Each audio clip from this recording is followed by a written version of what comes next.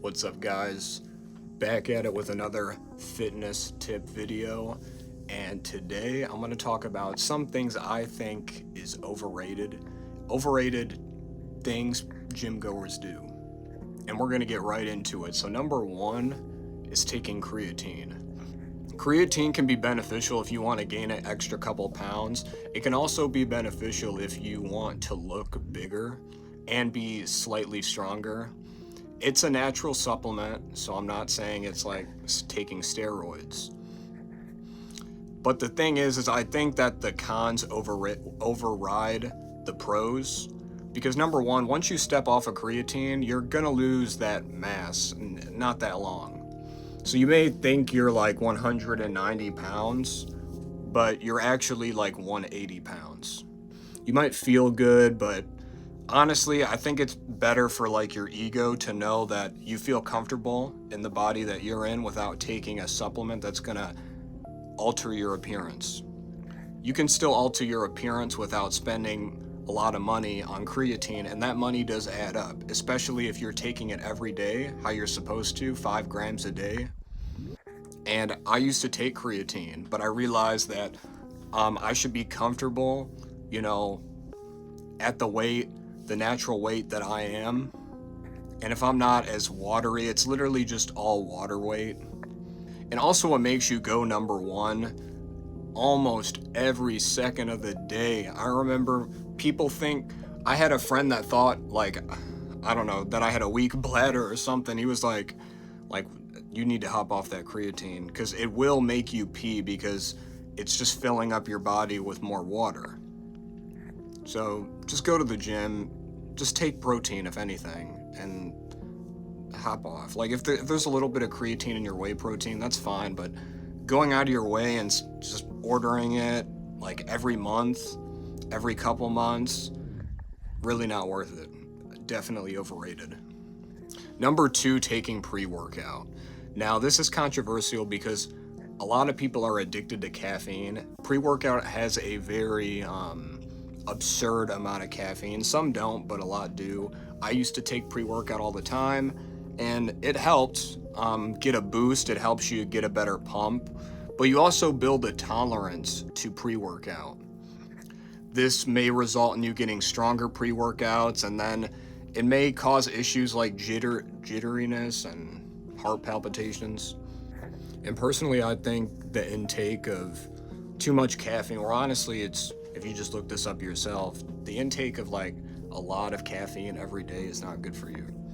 Number three is taking steroids. I don't know how many people I've met that go to the gym and they're like under the age of 20, and they said, yeah, I just hopped off of SARMs, or I just hopped on gear, and I just hopped on all this. It's like, dude, you haven't even got to your peak testosterone levels, and you're taking testosterone boosters like you're like a 60-year-old man. Sure, they can make you look big, but once you hop off, you're either gonna mess yourself up, your hormones are gonna get messed up. People don't talk about that. It can honestly mess with your liver and your kidneys, all for the sake of being jacked. Not worth it, overrated, and it's just, I feel like these people, unless you're like trying to be a bodybuilder, but doing it so young, there's a lot of adverse health effects. I think a fitness influencer by the name of Isaiah Miranda, he's a pretty young guy, and he exposed himself a long time ago, and he had like a lower testosterone count than like a little girl, which is very concerning, especially if you're in your 20s and you're a 20-year-old man. So all three of these things, creatine, steroids, and pre-workout, those are ways you can be over relying on supplements for your fitness goals. So it's just better to do things on your own, and when you have a good diet and have a good workout routine and you push yourself, you don't really need any of those things. A lot of it is just being comfortable with yourself in the first place. Next, overtraining. Overtraining is one of my biggest downfalls. I used to do it all the time, skip out on rest days for the sake of chasing the pump. So these 2 points can be molded together: chasing the pump and overtraining. Why? Because it's bad for your health. It can mess up with your, immune system. You can weaken your immune system if you don't take rest days, leading you to get sick more often, and you'll get weaker, you'll lose muscle. Sometimes you just want to go to the gym, but sometimes you have to take it back and step back and take a rest day, and it'll work wonders for you. For my next point, some people just go to the gym just for getting women, picking up chicks. And I personally think that could be an added bonus, but I don't think that should be the only reason you should go to the gym. You should be going to improve yourself for health, discipline. It's just a whole bunch of reasons. That shouldn't be your only reason. If you're going to the gym for just one reason, and I just see it a lot with the whole doing it just for women thing, and I honestly think that's a horrible way to obtain your goals, and it's definitely overrated.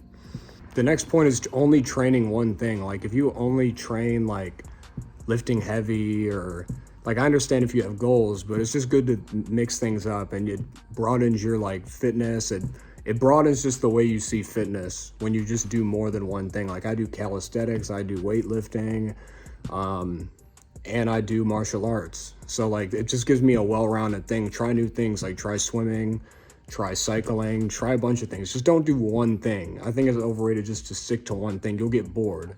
That's the same thing with the routine. Switch up your routine, switch up your splits. Just try different things. Try new foods that are healthy. Just don't stick to the same thing over and over and over again, because that's also overrated. The next thing is something that I used to fall victim to, and a lot of people I know fall victim to, is obsessing how much you weigh. I can understand if you're, sick, or you want to stay in a certain range, that's fine. But if you drop a couple pounds, you add a couple pounds, who cares? Who cares? As long as you're healthy and you're staying within that bracket of your goals, there's no reason to be oh, I need to be 150 on the dot. I need to be 160 on the dot. It's not that deep. It's just going to cause more anxiety for no reason. I remember I used to get discouraged when I wasn't almost 180. And now I'm in the 160s. I don't care.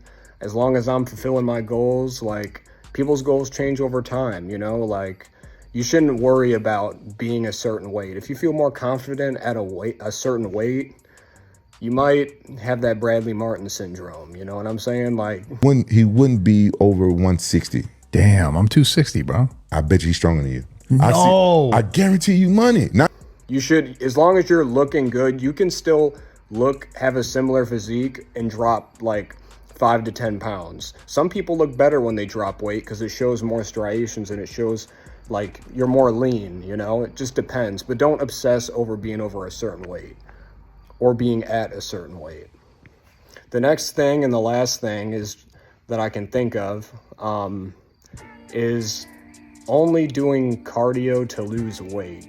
If you actually look at studies, you can find that lifting weights can help increase, it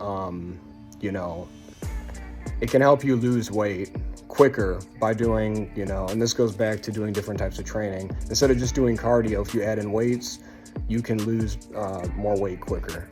So if you're just going to the gym and walking or running on the treadmill, not really changing your diet, you're not adding in different weightlifting routines, you're not going to build any muscle, you're still going to look fat, and you're going to be unhappy.